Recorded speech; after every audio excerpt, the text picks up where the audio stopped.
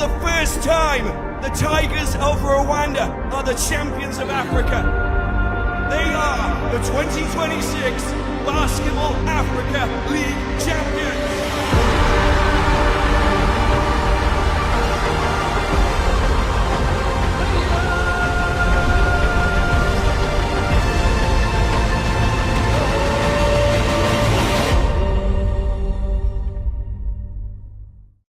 Antino, it's been a few days of celebration. After winning the BA championship, how long will you allow yourself to enjoy these moments and go again, shifting focus to your next challenge? How long? We're not done celebrating yet. Still waiting on the parade. I think we're gonna have a meeting with the big guys. The league starts back next week, but these days, I'm not done celebrating. Where does these moments of winning the BAL rank amongst your greatest moments of your career though? This achievement for winning the BAL, I like to say like 54 teams, 12 countries, one champion. I think this is the biggest thing I've ever achieved as a professional athlete, for sure. When you finally checked your phone after those celebrations, what kind of message that impressed you the most? Let's see. About what people said? Yeah. Or congratulations or anything like that? I'll read a few.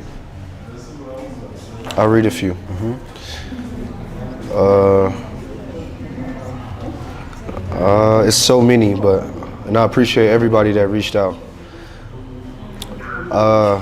Coach Julian from Reg, Antino, wow, what a journey. Well done, champ. Well done indeed. It's been a real pleasure following this adventure with a leader like you at the head of this time. I really congratulate you. Antino, be proud of yourself. Sportingly yours, Coach Julian. I really appreciate that. I didn't even know that he even followed me. The situation is kind of unique because I really spoke this whole run into existence. I'm not even gonna lie to you. And I know it might be like cliche as far as me saying that on camera after we won, but it's like, especially after the first window, like I knew that like we really had a chance to win it. But let me read one more. I'll read one more and then we can, another one, it says,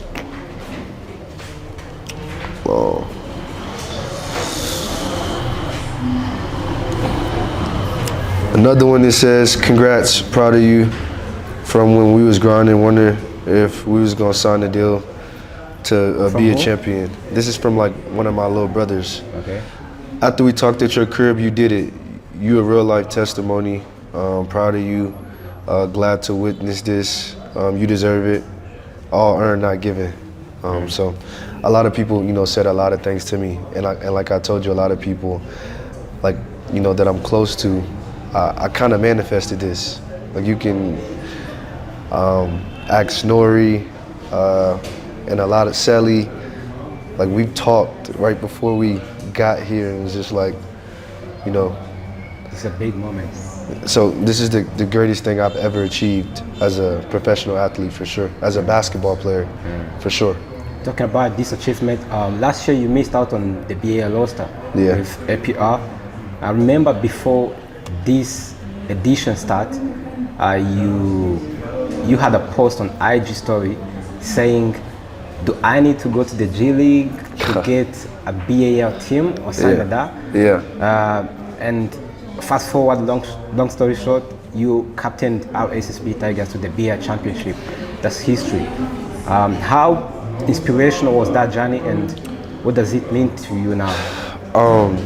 Well, just again, for me, I played for APR last year, and I won a championship, and they was going to the ball, and they got sanctioned, and I decided to leave and move on and go to the Tigers. My whole thinking was I'll play this season and try to be a contender, and take Rssb, to the BAL, in this particular year, I'll play for another BAL team. I reached out to many teams, Johannesburg Giants, Dar City. I was super close to signing with Nairobi, but we couldn't come to agreement. Odero plays with the Tigers. Shout out to my boy. Get well soon. But it's just crazy how God works, obviously I left, Club Giant APR and moved on and, missed out on the BAL. But, I was just ready to, take the long road and, everything happened so fast with, the Tigers getting selected to play in the ball. And a lot of people don't even know, like, when our team got picked, like, I still was on the fence of, like, if I'm going to go play or not, and once I got in, it's just like, it wasn't a knock to the G League players about what I said, but I'm kind of like a blue-collar underdog, you know what I'm saying? And my whole life it's always been situations where whoever had the bigger name and, they get the most money. And, it's kind of been like that, for the last 2 or 3 years. You had a lot of G League guys come in and, they get all the opportunity, especially when I became neutralized and became Rwandan. I feel like everybody forgot about me because like I wasn't actually like a import no more. But a lot of people say I fell off, but I won a championship last year. I was the second leading scorer on a really good team with really good players. And I left APR, but I left APR champion, and I left them still being able to qualify for the BAL. Obviously, you guys know that we was down 2-1 in the playoffs to the Patriots, and everybody thought we was gonna lose. So really just grateful for Francis and, Coach Manuka for the opportunity and, saying that we're not gonna be able to take the team to the BAL without me being on the team. So that kind of gave me the, real opportunity. And I just knew from there, like, I belong for sure. I belonged for a long time, and I just knew that when I got in there, I was going to do something special, and that's exactly what I did. So, resilience. Crazy story. Resilience. That has been the defining word of our Rssb Tigers throughout the competition. Yeah. Why was that the right word to represent the group? Because like I said again, you have two teams that started the season with the guy that won a championship on the team last year, moved on, and in the first round we kind of like beat them twice. It was kind of like tension, you know what I'm trying to say? And those guys definitely deserve to go to the tournament, to the BAL, but life happens, you know what I'm saying? And I just appreciate, everybody, from the staff to the players, the people that didn't play, for, still supporting. And that's why I say resilience, because, our first meeting, when we all got together, it was kind of like, it was a weird vibe, and people had to grow up and, we had to figure it out because it ended up being like a national team, you know what I mean? And I feel like, the word resilience came from just like a real group of men. Like a real group of men, putting their egos aside, putting, everything aside for the better cause of national team, the country, on trying to win and do something big, you know what I'm saying? And that's one thing I'll never forget, because it could have been completely a crazy, chaotic situation. It could have been a situation where like guys wasn't on board with each other, and we went to Pretoria, got whooped, and just been done. You know what I'm saying? So I'm grateful. I'm grateful that we was able to figure it out. And once again, like shout out to APR and shout out to both parties, and shout out to all the guys that really was resilient, humble, and put everything to the side for us to really reach this goal. Like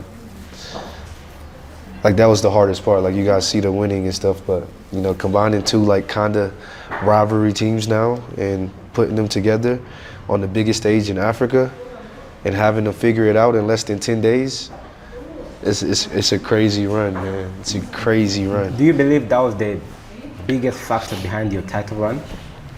Yeah. Resilience. 100%, because like these stories are cliche to us, you know what I mean? Like, you know, like Jordan and you know, all these big time players, they have like similar stories. I've read books about, you know, like a team, how they become a team, and you know, like what it takes. And if we had a camera on us every day from when this journey started, all of us would be rich right now. Everybody would be rich. You know, like that's how. Why? Because like on a day-to-day basis, like this wasn't an easy come together. It wasn't. You know what I mean? Like you're talking about a really good head coach that came into Rwanda and had to you know be an assistant, and you just talking about guys that just been in different situations that's hungry to win. Coach Manuka, and you know, I seen a post about, you know, him being the reg head coach and something about him not going to the ball. I don't know all the details, but you got guys that's just like due for a win. You know, they Final Four last year. Nori Selly, like, you know, like despite the guys that didn't go, but you just got a lot of guys that deserve to win big because of the sacrifices. You know what I'm trying to say? Yeah. All around the boards, even the new guys. The tail feather, like did MMB even make playoffs last year? No. Did they make playoffs last year? Tiafale? Yeah. Yeah. With MBB, they made the playoffs. Yeah. Oh, excuse me. He was in the defensive team or something like that. No. I'm saying, did they make the playoffs? I don't think he ever played in the finals. You know, like, and for him, like he led the BAL in scoring, I think, last year. Yeah. You know what I'm saying? So for him to even come over and be resilient, and you know, like with him and Craig, and man, I'll never forget this run. I'll never forget this, you know, this group of individuals, and this is something that will like mean everything to me. You know what I'm saying? And like I said, it's not just because. I mean, it is because we won, but like nobody knows. The time, the effort, the sleepless nights, the uncertainty, and just all the stuff that went on behind closed doors to bring gold to Rwanda. You know what I'm saying? Mm-hmm. And if you guys was able to see that, you would be even more happier. You know what I mean? So, greatest achievement ever. It's like winning a NBA championship. Talk to me about the impact from coaches, Henry and James. How did their different ideas drive your success in the BAL? I just think it's three different styles. Very interesting, and I like all three of these guys a lot, and they don't even know that they teach me so much. I feel like as far as James, man, like the guy's he's what I am as far as how I feel like I put work in on the basketball court. And you know, he was a player, he's a good player, a proven winner, and just a guy that, you know, really takes his craft serious. And then, you know, Manuka is just like, you know, hard nosed. He still gives you that Africa, like no matter what, like. The physical, you know, want to run and practice all day and making sure we're in shape, you know. And Kenny is just like, you know, the glue guy, you know what I'm saying? And legend of the game. Just the glue guy, you know, does the film. He's gonna always have a clip on me on video, you know, making sure, like, you know, staying sharp. I think it was a really good trio of coaches, very different, but all like really good guys, really good people, and I wouldn't rather anybody else, you know, other than them three, running the show also, you know. A very good experience with all three of them. So now that you've won the BAL, the league, local league, Rwanda Basketball League, how close do you feel you are to your personal peak? I mean, to the best player you can possibly be? I feel like this year in the BAL, I didn't really get to showcase myself fully, but that doesn't mean that I'm not happy, because I'm definitely happy. God just called me as far as a different calling, for my situation. It was kind of one of these years to for me to really look in the mirror and be like, are you willing to do anything that it takes to win? And I feel like I accomplished that. As far as me, I don't want to say like I held myself back, but I feel like I played the best role that I can play for everything to work out, and it paid off. You know what I'm saying? And I'm playing along, really high level players, that can really score the ball, that, what I'm trying to say, that play defense, really good guys, you know what I'm saying? But I just feel like I didn't really, there's a lot more that I have as far as individually to my game, that I'm still excited to showcase on a continental stage, you know what I'm saying? Like, as far as in the RBL, like, you guys kind of know a little bit, It'd be up and down years where people like, oh yeah, he doesn't score. But once again, I tell you, resilience.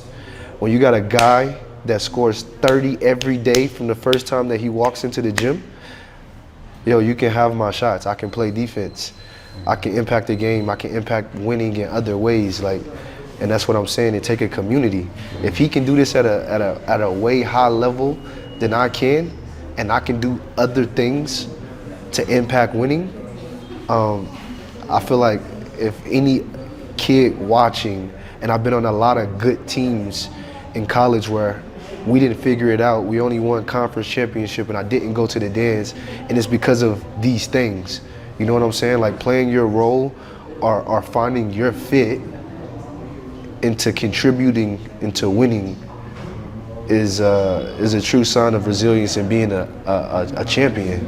And I feel like that's what I did. I feel like that's what I did and all of my teammates did. The Steves, the people that don't even come in the game, the Pauls. Like, it's just a lot of things that I'm gonna continue to say that impact winning to the highest level that nobody sees. You know what I'm saying? And everybody on staff, from the strength coach to the manager that has to set up the hotel rooms and have laundry done. If we had a Netflix documentary behind the scenes, all of these guys would be rich, because everybody played a part. And everybody's a champion. And everybody showed resilience, and everybody made it work. You know what I'm saying? And that's the beauty of it for me. That's the beauty of it for me. Yes, Antino, I appreciate you. I mean, you've done history. This is something you'll be talking about for a very, very long time. Yeah. Around the basketball community. You were getting braided by Gloss by Nana. Gloss by Nana, shout out to Gloss by Nana. Gikondo, yeah. Thank you very much for your time.